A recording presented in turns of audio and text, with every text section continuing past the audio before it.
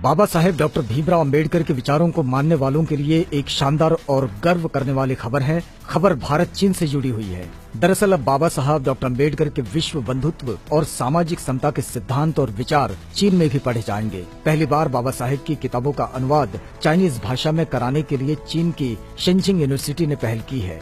वरिष्ठ अधिवक्ता नितिन मेश्राम ने बताया कि जेएनयू के प्रोफेसर वाईएस अलोने ने बाबा साहेब के जीवन दर्शन से जुड़ी कई किताबें शेनजिंग यूनिवर्सिटी के प्रतिनिधियों को उपलब्ध कराई है। इसके साथ ही प्रोफेसर अलोने की किताब का भी चाइनीज में अनुवाद करने के एग्रीमेंट पर हस्ताक्षर किए गए। यूनिवर्सिटी के अधिकारियों ने कहा कि हम इन किताबों और विचारों के लिए अलग से अंबेडकर रीडर्स मंच भी बनाएंगे। प्रोफेसर वाईएस अलोने दिल्ली स्थित जवाहरलाल नेहरू यूनिवर्सिटी में school of arts and aesthetics में प्रोफेसर हैं।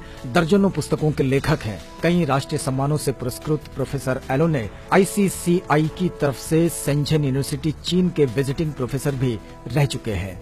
भारत सरकार की तरफ से नीति आयोग के संस्कृति संबंधी ग्रुप के विशेषज्ञों में वे शामिल हैं। बाबा साहेब और गौतम बुद्ध के विचारों से प्रभावित हैं, इसलिए देश भर में उनके विचारों को फैलाने के लिए कार्यक्रमों में जाते हैं। प्रोफेसर होने के साथ ही आपको सामाजिक चिंतक और विचारक के बतौर भी जाना जाता है। भारतीय संविधान निर्माता डॉक्टर भीमराव अंबेडकर बाबा साहेब के नाम से लोकप्रिय है। भारतीय विधिवेत्ता, अर्थशास्त्री, राजनीतिज्ञ और समाज सुधारक के रूप में लोगों के दिलों पर राज करते हैं। उन्होंने दलित बौद्ध आंदोलन को प्रेरित किया और दलितों के खिलाफ सामाजिक भेदभाव के विरुद्ध अभियान चलाया।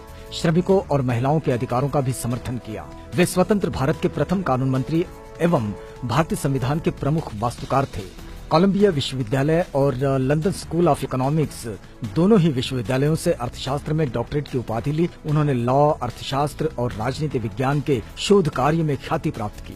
जीवन के प्रारंभिक करियर में वे अर्थशास्त्र के प्रोफेसर रहे एवं वकालत की। 1956 में उन्होंने बौद्ध धर्म अपना लिया। 1990 में भारत के सर्वोच्च नागरिक सम्मान यानी कि भारत रत्न से मरणोपरांत सम्मानित किए गए।